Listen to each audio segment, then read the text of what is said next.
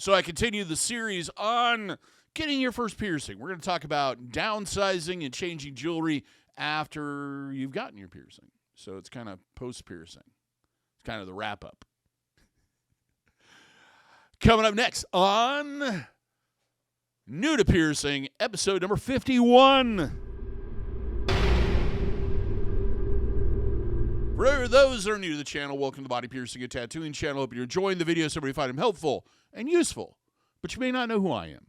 My name is DaVo. I'm a professional body piercer and have been since 1994. I own and operate the Axiom Body Piercing studio located right here in Des Moines, Iowa, inside Skin Kitchen Tattoo. So this video we're going to cover after you've gotten the piercing done, downsizing the jewelry, and changing the jewelry once the piercing is healed.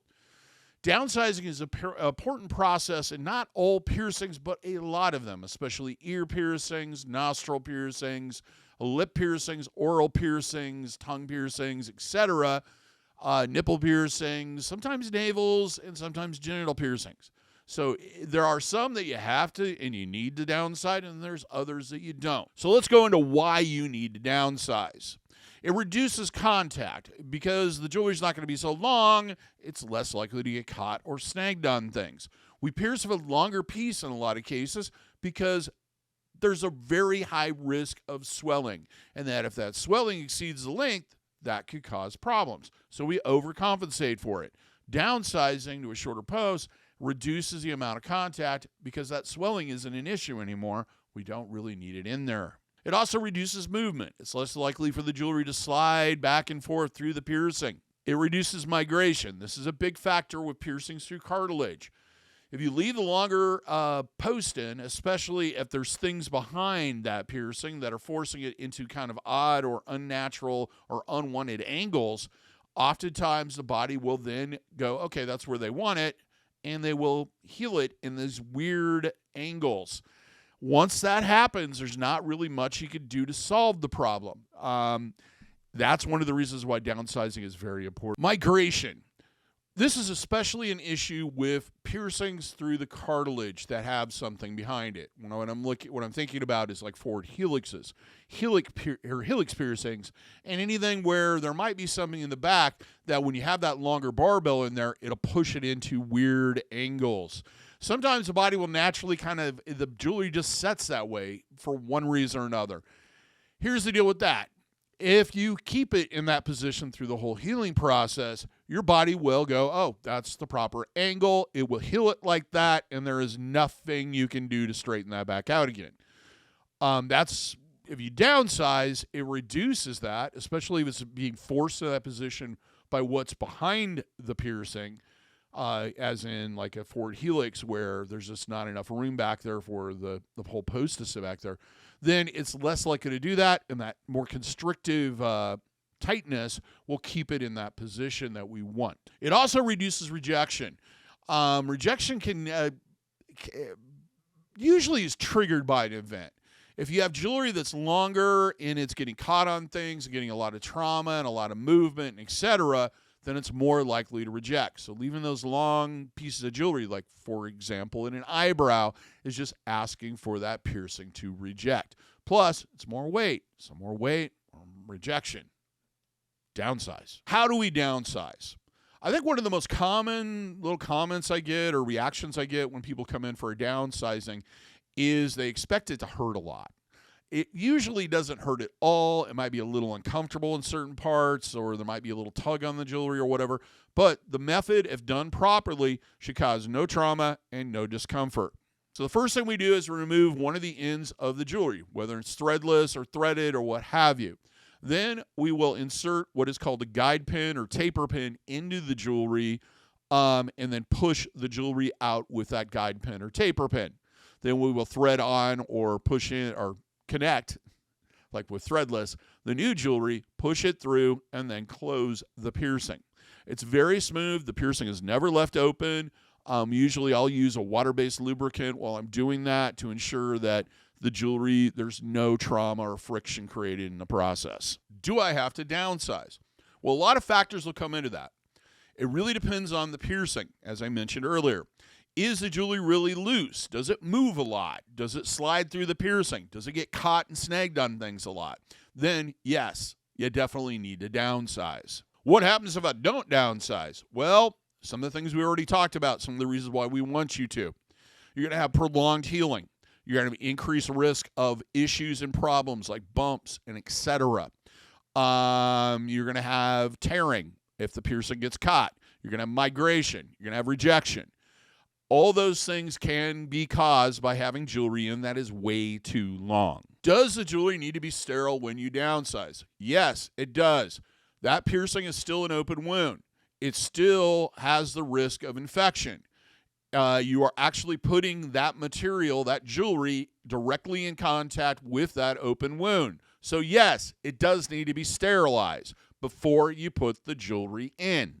Also, the tools need to be sterile, including the guide pin or taper pin that you're using to put the jewelry in. If you're using any type of hemostats or any type of clamps or pliers, they also need to be sterile because it's still healing. Now let's talk about changing jewelry. When can you change the jewelry? Well, it's kind of up in the air, but on your own, I really don't suggest changing your own jewelry for at least a year after the piercing has been done. And the reason being is during that crucial phase between healing and the end of seasoning or toughening of the piercing, it can be very fragile. Even just a slight little too much pressure in one direction or another, and it opens the piercing, and you're starting the healing process over again. So why not let a pro do it? Some charge, some don't. So when you can change your jewelry is once that healing period is over. We can change it during the healing process, but I generally don't suggest doing that unless there is an issue or the jewelry needs to be downsized. Otherwise, just leave that in until it's healed. It's kind of like your training piercing jewelry. Just leave it be. It'll be fine. Once it heals, you can switch out to thousands of pieces. Plus, the other issue might be is that piece of jewelry was chosen by your piercer or that style of setting or what have you to make sure that it was easier to heal the piercing, that it didn't have sharp edges, points, things that were going to get caught on things or snagged or put extra weight or pressure on the piercing. Suddenly changing the jewelry out to something that's a little bit more crazy during the healing process or even sometimes immediately after the healing process can lead to issues. The other thing is with certain types, when you're switching shape of the jewelry, you do want to wait an extended period of time. For example, if you're pierced with a straight post through a piece of jewelry and you want to put in a ring with a really tight curvature, you need to wait at least 6 months to a year. The reason being is we're changing it from this often to this. And doing that will cause a healed piercing to suddenly have issues. There's also the problem of inserting the jewelry and having it, instead of going all the way through, pushing into the actual piercing tunnel, opening it up, and starting the healing process all over again. Can I change the jewelry myself? Of course you can. It can be a bit of a hassle, especially if you can't see the area clearly or you're not familiar with the jewelry type that they put in or the type that you're going to be putting in. When in doubt, see your piercer. As already mentioned, initially, the piercing can be very fragile. Be very careful. Use tools to get that jewelry in and out. Makes your life a lot easier. When we're changing jewelry, one of the reasons why we use guide pins, taper pins, etc., is we don't have a situation where the piercing is completely empty for any period of time. There's always something in it. It creates a situation. A lot of times when you take jewelry out of a healed piercing, it'll collapse. It kind of ovals out. Then you're taking this perfectly circular thing and trying to insert it, and that can cause some damage or make it near impossible to get the jewelry back in. With a healed piercing, does the jewelry need to be sterile? It is always best, just in case something happens in the process and you open up the piercing or cause damage to the piercing. It's best to have sterile jewelry. The other thing is a lot of people think this whole new thing is safe. Came in a plastic container, it was sealed and all this. You got to keep in mind that those are put in there by people that didn't probably have clean hands. That jewelry's never seen the inside of an autoclave. It might have been put in that bag in a very unsanitary location or environment. you don't have a clue what is actually on that jewelry. It's always best to get it sterilized, even if the piercing is well healed. And stuff that's loose is even more suspicious, especially if you're going to a retail store that doesn't do piercing, that doesn't have an autoclave on hand, that doesn't offer sterile jewelry. Chances are the staff's handled it. They've let people try it on. They've let people put jewelry into piercings, all kinds of stuff I've seen over the years and encountered. It's usually just a good idea to have it sterilized just to be safe. Now, what about your buddy's jewelry? Everybody always asks about this, or I've got all this jewelry, whatever.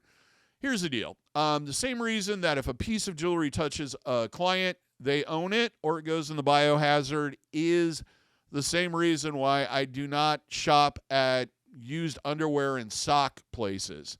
It's kind of not something you want. I would hope if you're paying a premium price for quality body piercing jewelry, it should be brand new and never touched anybody else.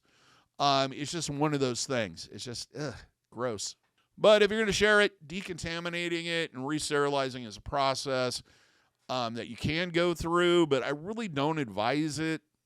I mean, I guess romance or whatever, but usually isn't the best option, especially if you're trying to come in and make me pierce with the crap that you pulled out of your ex-boyfriend's nipple.